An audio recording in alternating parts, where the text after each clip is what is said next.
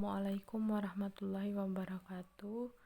Di sini kami dari kelompok A Seminar Akuntansi Manajemen dengan nama kelompok yang pertama saya sendiri Umi Rizky Aulia dengan NIM A1C117084. Kemudian Faradila Aska Laila dengan NIM A1C117085. Kemudian Nurul Ija NM A1C117067.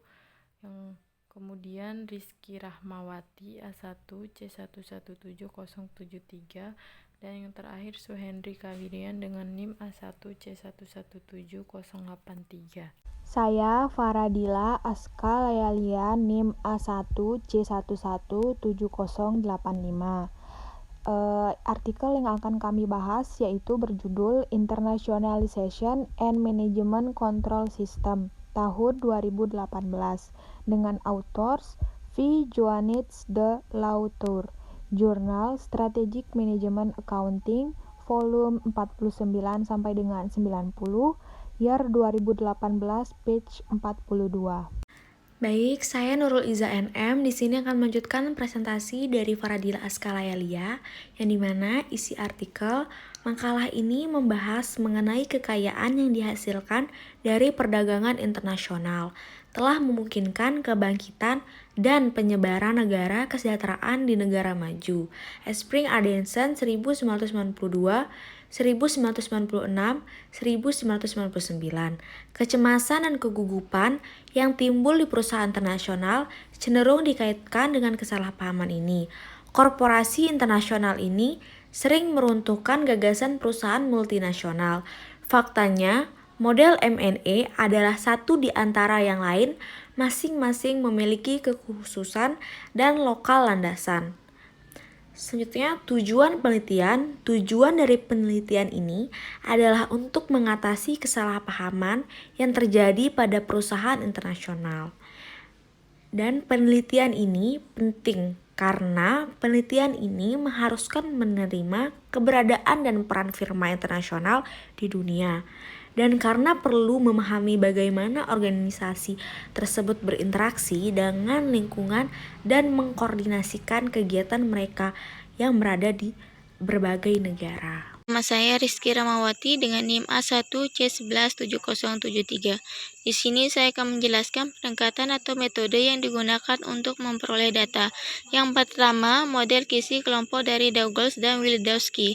Model ini memiliki dua ciri dimensi yaitu grid dan group. Kelompok berhubungan dengan bagaimana individu menunjukkan apakah sangat terkait pada kelompok atau tidak terkait.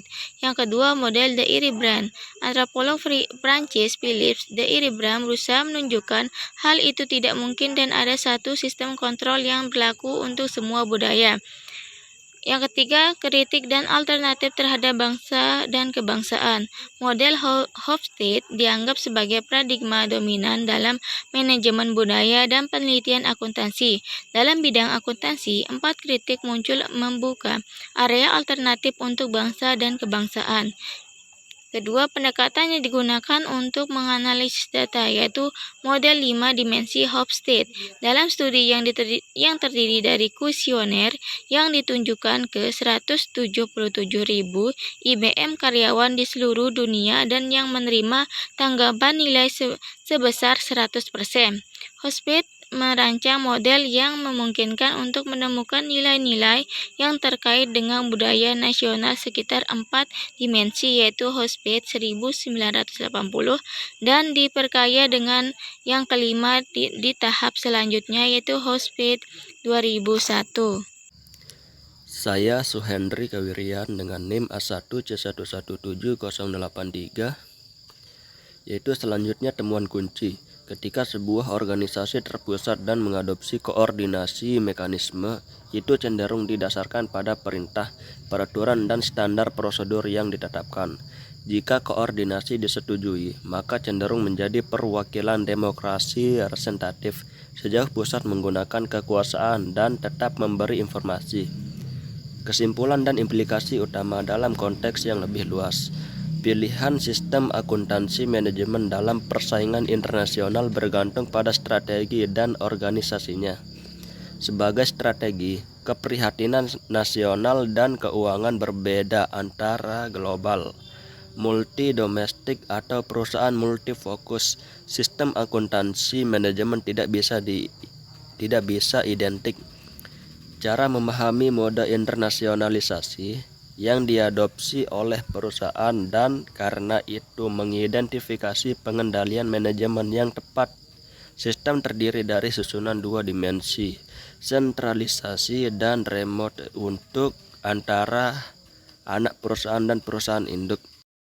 Sekian presentasi dari kelompok kami, kurang lebihnya mohon dimaafkan.